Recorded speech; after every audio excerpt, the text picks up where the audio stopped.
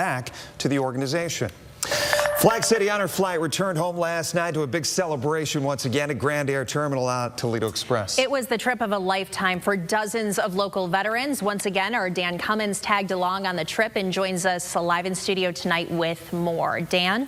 This is my 12th honor flight overall, and each one is very special on its own. After COVID, there's been a long waiting list for Vietnam veterans to get on Flag City Honor Flight, and really the ones who really needed this yesterday to help make things right for what they went through, serving their country in a war that was unpopular. Here's a recap produced by our talented Paul Kwapich, and bring the tissues.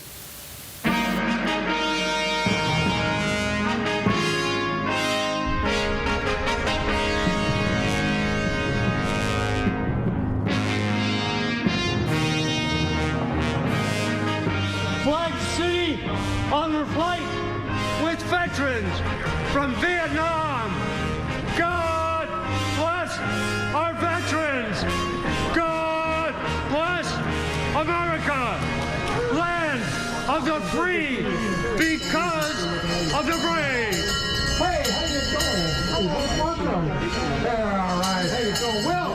I think it's awesome. I really do. I think it's really just awesome. Just had great respect for our soldiers who've gone to war for us and supported our country and given us all of our things that we have as American citizens. My dad would have loved this. He marched through Africa with General Patton. He died 2 years ago. He would have loved it. Probably going to be very emotional.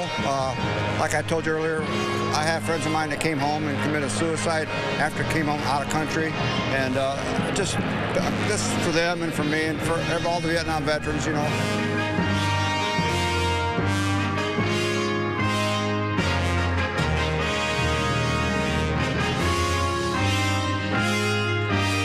We're all brothers, you know. This guy was in the Air Force, but he's my brother because he served our country. And that's what's important. Serve the country.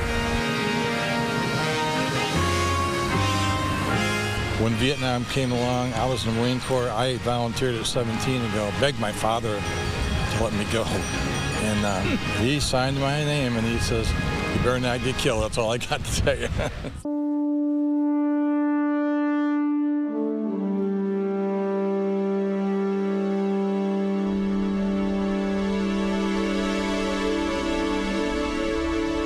I'm going to find out more with these individuals today because I couldn't deal with my emotions afterwards. I kept them all inside. It brings back a lot of memories that you don't want to, but I try to remember the good times when I was overseas. A lot of bad stuff went on, which, if you know veterans, we don't talk about it too much anyway, so. I see the veterans that we lost, the images of them, the emotions just overflowing because we were so young, you know. We wanted to serve. We wanted to be part of what our fathers and our grandfathers, we came out. When we were drafted, we didn't say no. We wanted to be there. And we come back to a very hostile country, and I was even, we were afraid to wear uniforms anywhere. Because people would call you names, spit on you, and this thing with this honor flight, it gives us some dignity back. Yeah, I've already cried once about it. I don't want to cry again. Back then, all we wanted to do was come home. That was just it. You know, I've seen pictures of this all my life. I never saw it. It's amazing to see it for real. It really is. Number one, kill or be killed. Number two, if you kill somebody, it never goes away. 61% of them were 21 years or younger. And for them not to have a chance at what I'm doing today is very emotional for me. It's perfect. You know, this is better than any of my other visits here.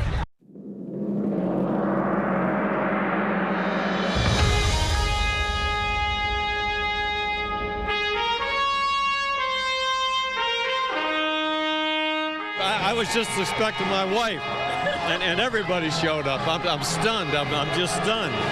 Randy. Yes, sir. Did you have a great time today? I did. How does this compare to when you came home? I got spit on when I came home. Seriously? 1971 in Los Angeles. How long does it take you to get over that? Forever. Can't not get over it. Did today help? Yes, it was great. And I think this is great for them to come home to this instead of what they came home to the first time. They didn't deserve that. They deserve this. So it's very exciting. Again, Paul Kwapich put that together. If you'd like to apply to be a guardian or a veteran on Honor Flight, it's flagcityhonorflight.org. I'm not crying, you're crying. We were all glued to the TVs here in the studio. I love to actually see their emotion and their tears, because so many of them said, and even in that piece there, that we never talked about it, we just held it all in. And so in seeing that, we know that there is healing happening on trips like these. It turned out there was a veteran from Findlay and a veteran from Holland who, they were in the same squad in Vietnam and did not know each other, was so close. Like, aren't you so-and-so? Well, you're so... Anyway, I just talked to one of them. We're going to do a story with them very soon. It's oh, wow. Yeah, and I noticed you turn away a couple of times while this was playing. I mean, why is it so hard? I watched it 2 hours ago, and I'm still messed up. Yeah. It's hard to watch. You said beautiful. you said this is my 12th trip, and we talked about that again and again. But I don't know if you understand the yearbook that you and Paul are creating for these people, and how appreciative. We can sit there and marvel at the editing, we can marvel at the storytelling, but I mean, have you had somebody come up to you and say, thank you, or how do I get a hold of all this stuff? All the time, yeah, and we try to post as much online as we possibly can. The people involved with Honor Flight and the veterans, it's all right here. I mean, these people, my wife is now all in. She was a guardian for the first time yesterday, hearing me go on and on about how much fun it was, and so it's become a family thing now, too. That's awesome, and I think it's also a service for you, WTOL, Honor Flight, to bring this to us, because we can't be there, and to see what they went through and how they're healing and doing today. Every time we go, it's a new flight, but 85 new stories to tell. Two more trips with they're going Vietnam in veterans, September, right? and they're going in November. Yeah. All right, Dan. Awesome work. Thanks, Dan. Stay right there. When we come back, we're going to check in with Chris. He's got more on our forecast. And wow, look at